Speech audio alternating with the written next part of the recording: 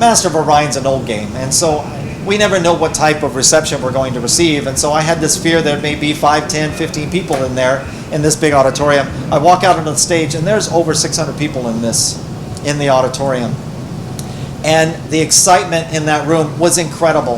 And when I got done presenting the game to them, the questions were great questions. And I got a standing ovation when it was all done. Everybody clapped and stood up. So I'm really excited. It gave me goosebumps. I literally had goosebumps all over my arm. I love this game, and I love the fact that we're bringing it back to life. And I want everyone to love it. But today was the proof. I was stoked.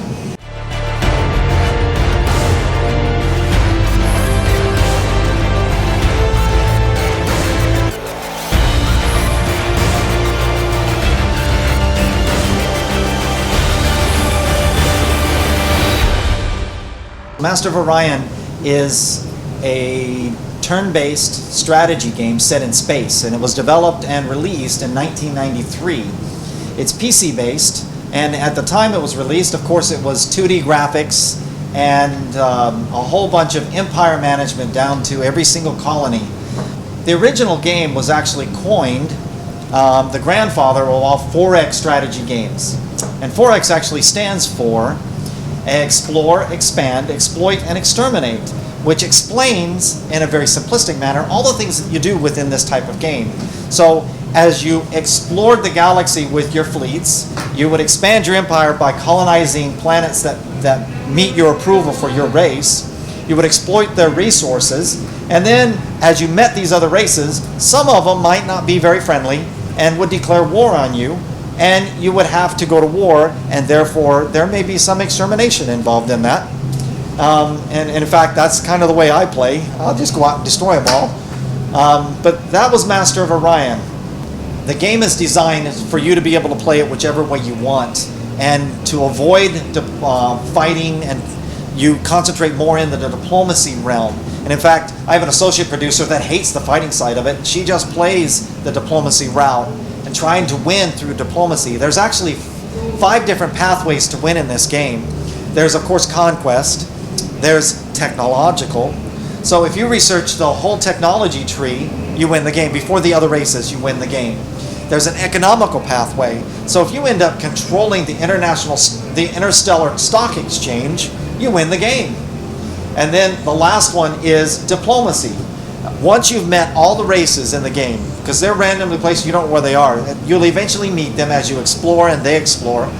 Once you've met them, a galactic council gets formed. That galactic council will then vote on a supreme leader. If you get voted in as that supreme leader, you win the game. That's very difficult to do, and that's the one she loves playing and trying to achieve it. Because you pretty much have to make everybody like you or respect you.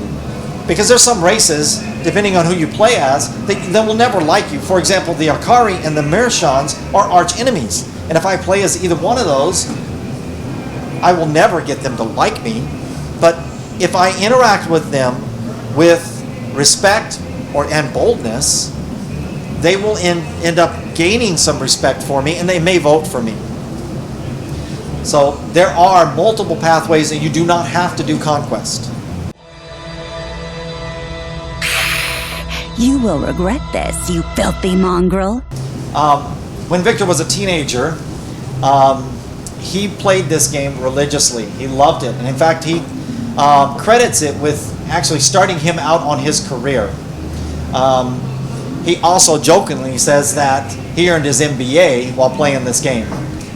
When the game came up for auction from Atari, he had to have it. And so we ended up purchasing the game.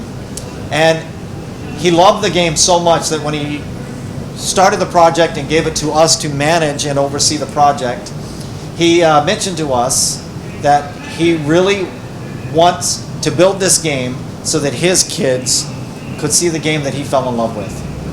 When we bought this game, NGD saw that we had purchased the game, and they actually played the game a lot, and several of the owners of the company and several people that are in the studio actually love turn-based strategy games and played Master of Orion a lot. So they had a passion for the game itself. And so they went and created a little prototype for us to see, contacted us through someone they knew, and next thing you know, my boss and I are going with them and Victor and a couple other people and got to see that prototype. The prototype was so well done, it blew us away. And Victor even said the studio reminded him of how they used to be. And because of that and their excitement for the game and for the genre of the game, we awarded them the contract to build the game. They were the first, because we hadn't announced that we were going to do anything with it yet. We had purchased and hadn't announced anything, and no one else had really approached us. There was a lot of media as to the fact that we had purchased and what is Wargaming going to do to the game, especially since we create massive multiplayer online games. They're like, what is Wargaming going to do to this game? So I'm proud to announce that we're treating it as we should. Let the shrieks of our engines echo in the sky.